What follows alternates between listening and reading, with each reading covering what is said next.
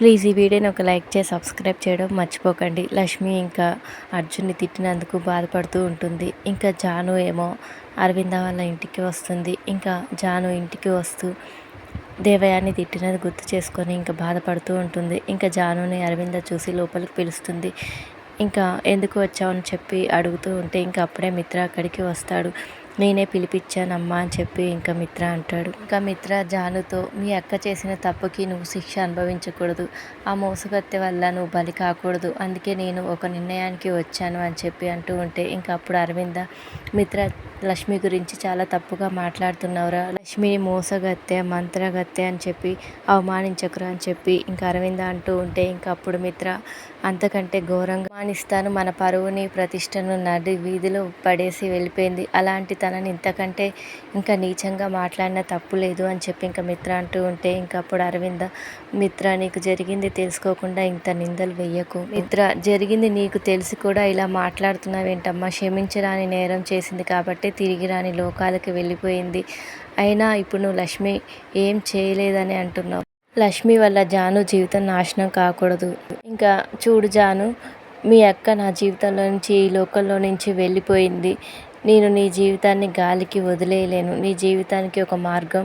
వేస్తాను అని చెప్పి అంటాడు. ఇంకా అప్పుడు జాను, దేని గురించి మాట్లాడుతున్నారు బావగారు అని చెప్పి అంటుంది. ఇంకా అప్పుడు మిత్ర, వివేక్కి మా పిన్ని ఆల్రెడీ పెళ్లి సంబంధం చూసింది, ఆ అమ్మాయితోనే వివేక్తో పెళ్లి చేయబోతుంది, ఇక్కడ నిర్ణయాలు తీసుకోవడం అయిపోయింది, ఎవరి స్వార్థం వాళ్ళు చూసుకుంటున్నారు, నువ్వు ఇంకా వివేక్ గురించి ఆలోచించడంలో అర్థం లేదు, అందుకే నేను నీకు ఒక మంచి సంబంధం చూసి పెళ్లి చేస్తాను అని చెప్పి ఇంకా మిత్ర అంటాడు. ఇప్పుడు దేవయాని, వావ్ మంచి నిర్ణయం తీసుకున్నావు మిత్ర, అలా అయితే వివేక్ పెళ్లితో పాటు జాహ్నవి పెళ్లి కూడా చేసేద్దామని చెప్పి అంటుంది. ఇంకా అప్పుడు వివేక్, స్టాప్ ఇట్ మామ్ అని చెప్పి ఇంకా కోపంగా అరుస్తాడు.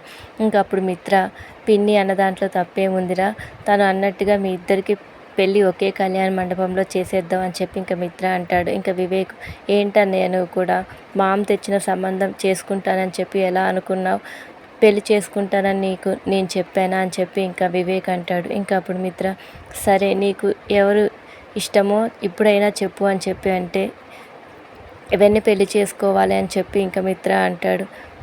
ఇప్పటికైనా చెప్పు అని చెప్పి అంటూ ఉంటే, నీ మనసులో మాట చెప్పలేవు, ప్రేమించిన అమ్మాయి గురించి చెప్పలేవు, అలాంటప్పుడు నీ జీవితంతో పాటు జాను జీవితం కూడా నాశనం చేస్తున్నావు, ఏం చేస్తే నువ్వు సంతోషంగా ఉంటావో చూసుకో, నిన్ను ఆపుతున్న దానికి లొంగిపోతావో, ధైర్యంగా నీకు కావాల్సింది దక్కించుకుంటావో నువ్వే తేల్చుకో అని చెప్పి ఇంకా మిత్ర అంటాడు. ఇంకా అప్పుడు దేవయాని మనసులో, మిత్ర జాను విషయంలో వివేక్ వెక్కిరించడానికి పిలిచావని అర్థమైంది, నువ్వేమని చేసినా నేను చూసిన అమ్మాయితోనే వివేక్ పెళ్ళి అవుతుంది అని చెప్పి ఇంకా దేవయాని అనుకుంటుంది. ఇంకా జాను ఏమో ఏడుస్తూ ఇంటికి వెళ్ళిపోతుంది. ఇంకా మరోపక్క వసుంధర ఏడుస్తూ లక్ష్మి దగ్గరికి వెళ్తుంది. అప్పుడు లక్ష్మి ఏమైందని అడిగితే అర్జున్ అని చెప్పి ఏడుస్తూ ఉంటే ఇంకా లక్ష్మి ఇంకా అర్జున్ దగ్గరికి వెళ్తుంది. అర్జున్ తాగి పడుకొని ఉంటాడు. ఇంకా వసుంధర తన కొడుకుని చూసి బాధపడుతూ ఇంకా లక్ష్మికి చెప్తుంది ఇంకా తన బాధ కలిగిందని, అందుకే తాగానని చెప్పి ఇంకా అర్జున్ అంటాడు.